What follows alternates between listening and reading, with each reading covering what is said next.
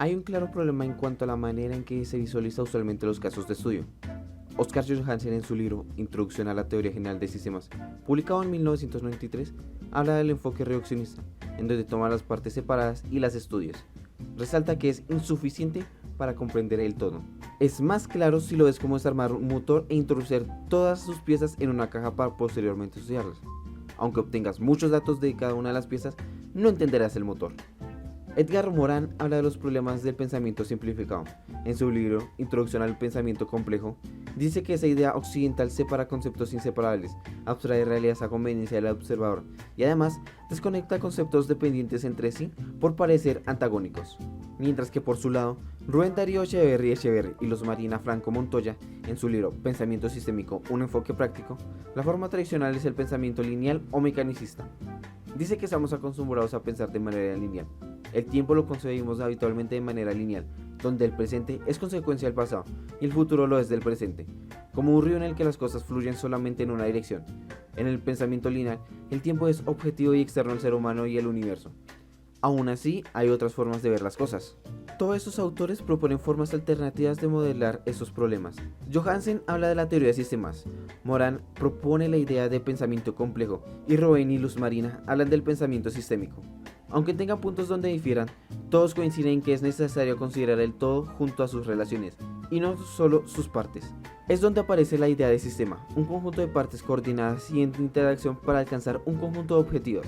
Para poder aplicar la idea de sistemas es necesario conocer su teoría general, es decir, identificar las partes que lo conforman, su comportamiento, objetivo, características y demás.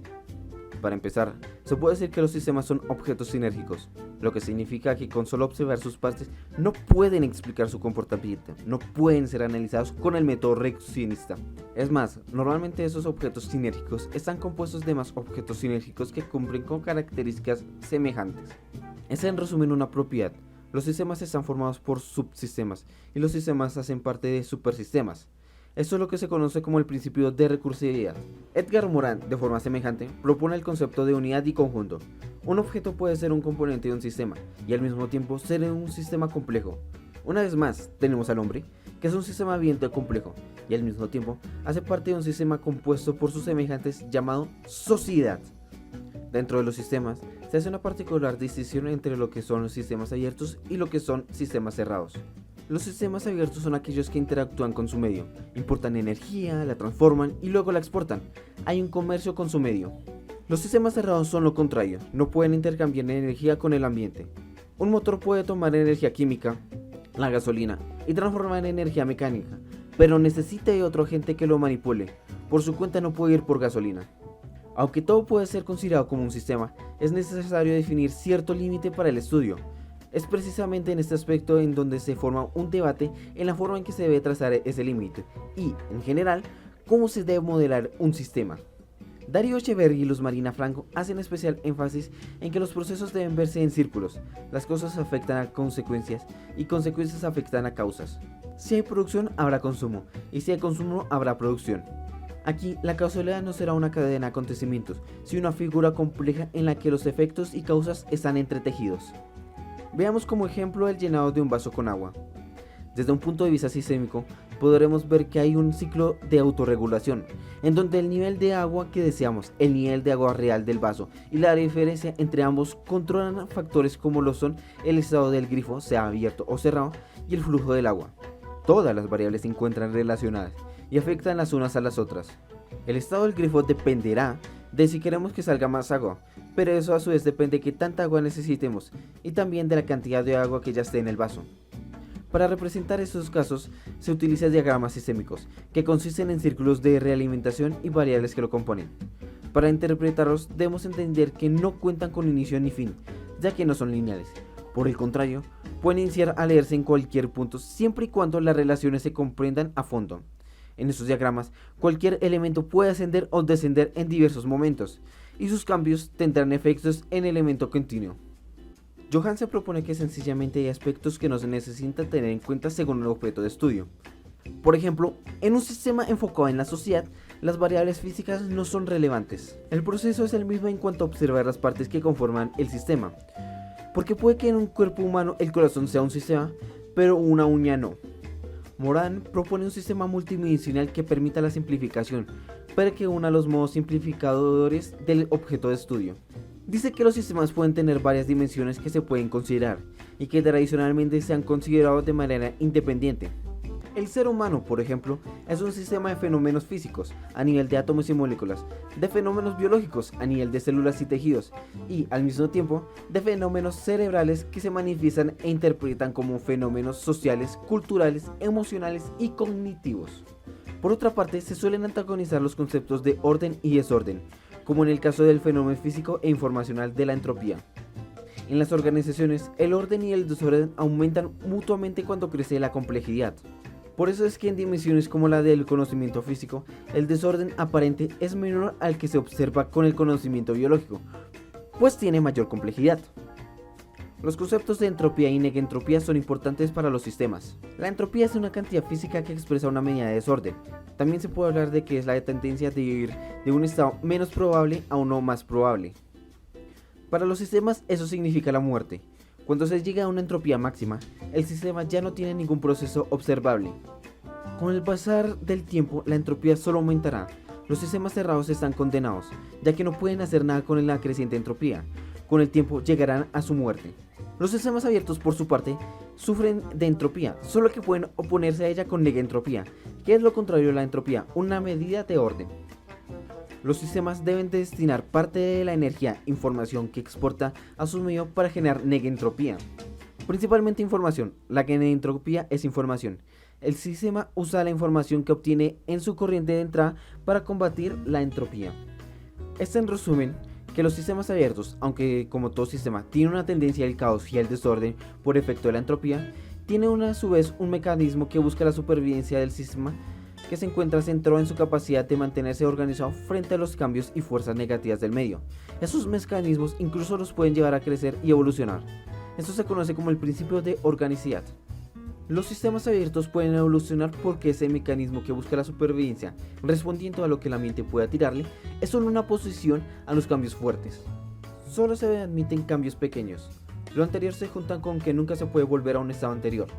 Te puedes pelear con tu familia y luego puedes reconciliar, pero sabes bien que no será lo mismo, sabes que esa pelea cambió la relación. De todas formas, puede que la entropía no sea del todo negativa. Hay algo peculiar y es que el desorden se manifiesta más a niveles de unidades elementales, mientras que el orden surge a niveles de grandes poblaciones. La ciencia ha encontrado evidencia de que el origen del universo se dio con una explosión, el Big Bang. Y aún así, de ese desorden total inicial, las estructuras del universo se ordenaron, dando origen a la organización. Hay que aclarar que a pesar de que en las teorías tradicionales del sistema se asocia directamente la entropía con el desorden, la teoría surge que ese desorden aparente y constante es solo un efecto adverso de esa propiedad del universo. Y es que, aun con la muerte térmica del universo, que se concluye gracias a la segunda ley de la termodinámica, del universo inicialmente desorganizado, aparecieron sistemas autoorganizados, la vida. Edgar Morin propone tres principios particulares de los sistemas complejos. El primero, el principio dialógico.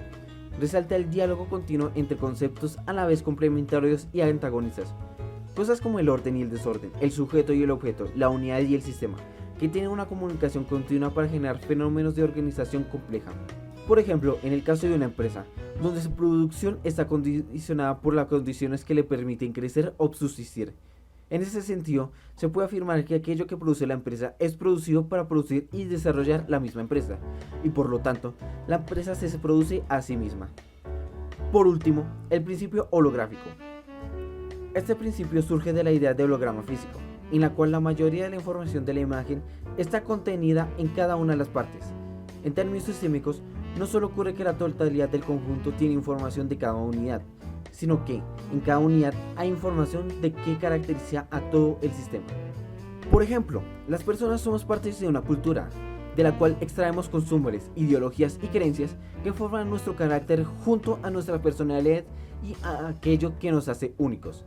Y es esta individualidad a su vez la que le permite que se manifiesten fenómenos económicos, sociales, políticos o culturales en una sociedad. Entender estos principios nos puede ayudar a enfrentar los grandes desafíos del pensamiento científico y filosófico del siglo XXI, que son inabarcables con el paradigma tradicional. Por su parte, Darío Echeverri y Luz Marina Franco proponen arquetipos, que no son más que patrones que podemos reconocer en el mundo real para identificar más fácilmente la estructura subyacente. Así, podemos reducir su complejidad y concentrarnos en las partes que realmente nos interesan. De esta forma se facilita el entendimiento de nuestro mundo. Todo lo anterior puede ser aplicado a cualquier tema de interés, por ejemplo, el desarrollo.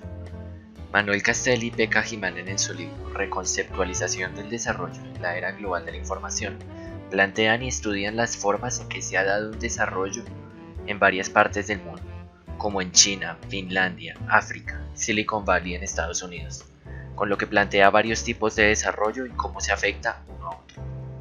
Para Castelli y Himanen, el desarrollo en general es el proceso social autodefinido por el cual los seres humanos potencian su bienestar y afirman su dignidad, mientras crean las condiciones estructurales para la sustentabilidad del proceso mismo de desarrollo. Aunque existen varias perspectivas o dimensiones en las cuales potencian la experiencia humana, hay dos estrictamente fundamentales: aumento de la riqueza material y aumento del bienestar humano. El primero hace referencia a la cantidad de recursos que se generan en el proceso de producción. En el segundo caso, hace referencia a utilizar los recursos obtenidos para mejorar la calidad humana de vida, según los valores culturales y preferencias personales propios de una organización social determinada. También es necesario tener en cuenta la instauración de procedimientos y normas que definen el uso de los recursos excedentes producidos. Estos procedimientos son fuertemente influenciados por varios aspectos, como lo son la educación, salud, vivienda, seguridad, medio ambiente, etc. Es de esta manera que se puede decir que se forma un triángulo de relaciones entre producción material, bienestar humano y organización sociocultural, el cual es el núcleo del desarrollo. El punto crítico del desarrollo se encuentra en la relación entre el desarrollo económico, todo lo referente al aumento de riqueza material, el desarrollo humano, mejoramiento del bienestar humano, y el desarrollo institucional, empoderamiento de los humanos para actuar en su organización social. Aquí destacan tres temas claves: el desarrollo informacional, el desarrollo humano y la identidad cultural. El desarrollo informacional termina siendo un nuevo paradigma socioeconómico basado en la tecnología de la información y la comunicación. Este tipo de desarrollo se refiere al informacionalismo, una nueva forma de organización socio-tecnoeconómica. Esta nueva forma potencia a su forma el capitalismo financiero informacional. La tecnología de la información, al permitir que el conocimiento e información se distribuyan ampliamente a cualquier actividad, en cualquier contexto, ha inducido a una flexibilidad y eficiencia sin precedentes en los procesos de gestión, producción, distribución e intercambio. Ha nacido una economía global, no porque todos sean partícipes, sino porque opera como una unidad en tiempo real a una escala global. Adicionalmente, se ha creado un valor para la transformación de la información en conocimiento y la aplicación consiguiente del conocimiento a todas las actividades por ejecutar sobre la base de la capacidad tecnológica y humana existente en el sistema. Se observa que hay una relación positiva y sinérgica entre informacionismo, productividad y competitividad. Esta relación solo funciona bajo dos condiciones: cambio organizacional en la forma de funcionamiento en red y potenciamiento de la calidad de trabajo, dependiente de la educación y calidad de vida. Pero varias fuentes muestran que no es posible igualar la generación de riqueza y el bienestar humano, y el crecimiento de productividad y potenciamiento de competitividad no conducen necesariamente al desarrollo humano. Por su parte, el desarrollo humano se refiere a un proceso de mejoramiento de las condiciones de vida que hace humanos a los seres humanos en un contexto social dado, por lo cual es un sentido muy amplio, abierto a muchas interpretaciones, pero se puede decir que el desarrollo humano conduce al sentimiento de felicidad. De hecho, se afirma que el logro de la felicidad es un objetivo totalizador de la empresa humana. Si este es el caso, y si el informacionismo es la forma más dinámica y sinérgica de organización socioeconómica de nuestro tiempo, la cuestión central en las actuales políticas de desarrollo es la relación entre el desarrollo informacional y el desarrollo humano. En general, las condiciones de vida de la población han mejorado. Es en parte gracias a la difusión de la tecnología que permite a nuevas regiones y países ingresar al mercado global. Es también gracias a la amplia difusión de información y comunicación para producir, comerciar y entregar servicios sociales, incluyendo educación y salud. Incluso se ha podido mostrar un vínculo directo y positivo entre el índice de felicidad y el informacionismo. Lo anterior se puede explicar por dos variables: sociabilidad y empoderamiento. Para empezar, se establece que hay una fuerte relación entre apoyo social y felicidad. El uso de Internet apoya la sociabilidad online y offline, porque ambas se retroalimentan. Por el otro lado, los estudios muestran que el Internet empodera a las personas, significativo para los grupos dominados. Hay por ende un lazo sinérgico de retroalimentación entre el desarrollo informacional y el desarrollo humano. Este efecto es muy buscado para su inclusión en políticas públicas gubernamentales, con varios casos exitosos como en Finlandia, pero también hay casos en donde ese desarrollo informacional es unilateral, operando en ausencia de dichas políticas que fomenten el desarrollo humano, como es el caso de Silicon Valley. Cuando se genera esa brecha entre el desarrollo informacional y humano puede conducir a patologías en los procesos de interés social y relación de poder. El desarrollo informacional sin el desarrollo humano puede conducir a alimentar la creación de capital financiero virtual conectado con burbujas inmobiliarias y creativa destrucción financiera. Este efecto se origina al no dar parte del capital lo acumulado para el mejoramiento de las condiciones sociales. Es en parte porque el mercado no suele jugar un papel adecuado como igualador, sino que en cambio solo recompensa a los ganadores. El capitalismo informacional ha conducido a una crisis financiera estructural, que se ve reflejada en una crisis fiscal. Ante esto, el gobierno debe cumplir un rol de creador de condiciones para un desarrollo informacional equilibrado, como de impulso al bienestar social. Esas políticas correctoras que surgen del Estado pueden llevar a otra dificultad, inducir una dependencia del Estado. Ese problema trata de ser lo opuesto a un planteo de desarrollo enfocado en la modernización de la economía y empoderamiento de la sociedad. Ahora bien, priorizar el desarrollo humano sin comprometerse con una transformación informacional a escala completa conduce a una crisis fiscal de Estado al llegar a un punto en donde es insostenible el crecimiento del gasto público en relación con la base productiva económica. El gobierno llegará al punto de verse obligado a aplicar políticas de ajuste, recortes drásticos en el gasto social y disminución del empleo y servicios públicos. La otra parte importante es la identidad cultural. Este es un aspecto importante para el desarrollo humano e informacional. En cualquier sociedad el asunto definitivo será cómo integrar tres dimensiones: informacional, humano colectivo y humano personal. Cada tipo de identidad puede dar su propio tipo de problemas. Una identidad colectiva cerrada respecto al mundo exterior limitará la posibilidad de retroalimentación desde el desarrollo humano hasta el informacionismo. Puede verse reflejado, por ejemplo, como una merma en el talento externo, mientras que una predominancia en la identidad individual provoca que el informacionismo sea altamente dependiente de los emprendimientos, que buscan principalmente el desarrollo personal, sin preocuparse del desarrollo comunitario, ocasionando el deterioro de las condiciones de vida de la comunidad en general, a pesar del mejoramiento personal de los innovadores. Las ideas discutidas se pueden aplicar al contexto actual de la pandemia por coronavirus. Judith Butler afirma que, aunque de cierta forma se pueda decir que el virus no discrimina, porque cualquiera puede ser susceptible a él, llega de la mano de los humanos cierta discriminación. El ejemplo más obvio es el de capitalizar una futura vacuna. Se ha mostrado que el presidente Trump ha tratado de establecer negociaciones por los derechos de una futura vacuna efectiva a un laboratorio alemán, CureVac. Esto ha sido confirmado por la ministra de Salud de dicho país. Muestra claramente la intención de que, para el presidente, la distribución de la vacuna debe darse por el flujo del mercado. Y aunque ese seguro nacional no llegue a aplicarse, no es difícil imaginar que los ricos busquen usar sus recursos para asegurar esa vacuna cuando esté disponible, sin importar que solo algunos tengan acceso. Esa desigualdad social y económica asegura que el virus discrimine.